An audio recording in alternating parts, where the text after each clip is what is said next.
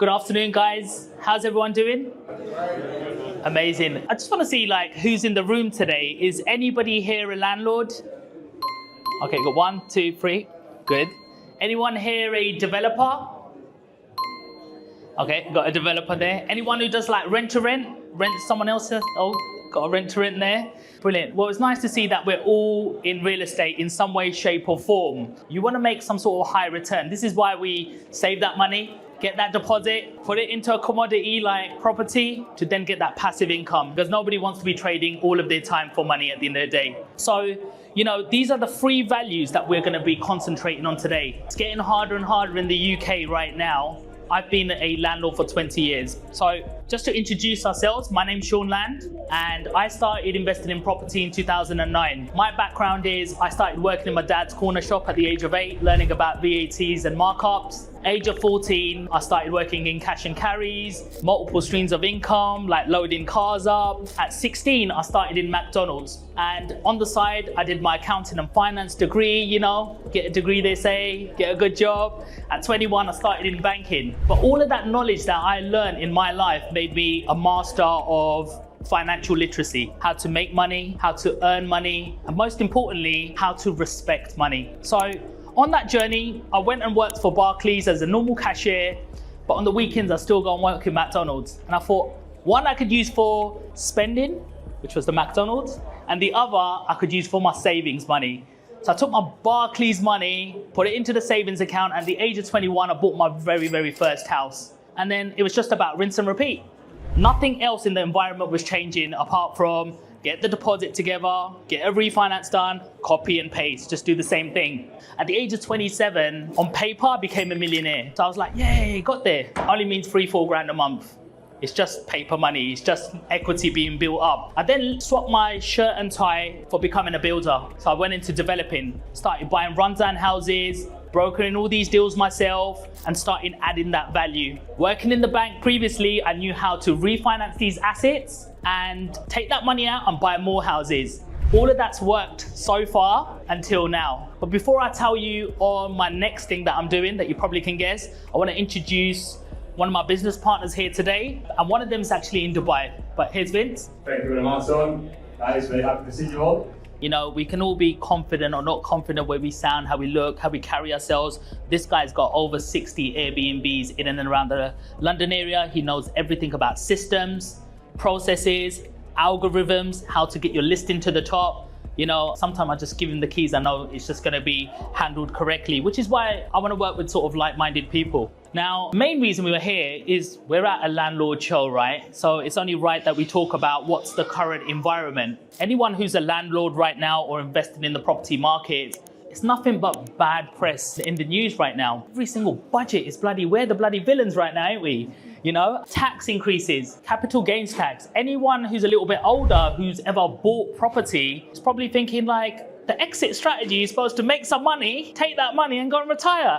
What they're doing, the government is saying, well, we want a big piece of that for doing nothing. So they're raising capital gains taxes. There's renter reform bill rights. Tenants are having more rights than ever, and that's not a bad thing, guys. Me, as a portfolio landlord, I have over 30, 40 tenants. I don't mind being a good landlord and look aftering tenants properly. But what's not cool is when tenants have got rights that they know how to exploit, and we're used as their scapegoats. We're losing a lot of control right now in the environment. Now, I'm not against the UK. UK's been very good. You get your golden eggs. You've got solid contracts, that's the land you owe. But at the same time, the environment right now, what are the ingredients? What are the probabilities right now? What's happening? What's going on?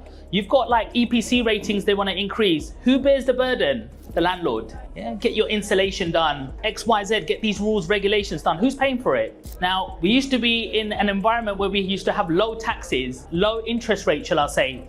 Base rate was at 0.5%. That wasn't normal. Now we've got 5% interest rates, and property prices are going up, interest rates are going up. What's left for us? Our rent's going up in line. It's getting harder and harder to be a landlord, guys. If you're getting £100,000 salary in the UK, get about £5,500. Sounds quite good, right? If you're getting £100,000 in Dubai, just even doing a standard teaching job out there, you're taking home £8,300. It's nearly a difference of £3,000 a month. think about what you can do with that. You know, that's a lot of money left on the table for what? NI, for a pension that doesn't exist, for taxes, what? I'm sitting in A&E. So I'm gonna read some of your minds right now, and I'm gonna address the elephant in the room. And everybody thinks that Dubai is risky. Everybody heard about 2008, the whole market crashed. There were buildings out there that nobody was taking care of. A lot of people lose their money. I mean, someone's always had that uncle who goes, I lost money and don't invest in Dubai. And that was my mindset also. Being a landlord in the UK for 2 decades, for, you know, buying property, renting property, developing property, rental markets. It's my bread and butter. This is what I live for. This is what I do. This is in my blood. To talk about a different market, you know, international market, it was like a taboo subject. How dare I talk about anywhere else? Like, you know, and I am very risk averse. I do not like risk at all. I work really, really hard for my money, and I want to keep my money, not just squander it over a risky deal. So when I went over to Dubai, I had to look at a lot of things. I was like, what went wrong last time? What can go wrong this time? Everything in life is about probabilities. What's the likelihood of something going wrong? Dubai used to build. They said, let's build and they will come. That's like planning to fail is failing to plan. Who's heard of that? You know, so you've got to have a plan in place. And this is what Dubai has done differently. The biggest thing that's happened that everybody saw in 21 was COVID. And that taught us that all you need to do to work is an internet connection. That's all you need. So why the hell I'm in the UK where it gets dark at 4:30 after Christmas, it's miserable, raining, cold, when I could be out in Dubai and I could be doing my work on the laptop? So the demand is actually out there. Dubai only has 15% Emiratis living there now. The other 85% are all expats. People from Australia, people from India, Russia, UK. As Vince said earlier on, UK is the most highest paying tax for property landlords. Then it's followed by Canada, where if you're selling one of your properties, you're paying 60% capital gains tax. That's more than half your money you're working for the government. Followed by France. So what are the other countries in Europe also doing? They're looking around into international borders and thinking, where do I want to be? Where's the right environment? So what's happening in Dubai right now? Why is it the place that you want to be there? What's going to make people come to this country? What's going on? Well, I'll tell you what's going on. Like where we've invested, first of all, it's the world's biggest airport being set up right there in the south of Dubai. It's a completely different area. This is where I saw Stratford before Westfields and before Crossrail came in. You don't go to places where it's happened, you go to places where it's gonna happen. What's the biggest airport in the world gonna bring? Gonna bring new pilots, air hostesses, cleaning staff. It's gonna bring all this infrastructure in. Where do these people go? Where do these people live? Dubai is not just a tourist destination anymore. Dubai is a place where people want to live. They want to stay in communities.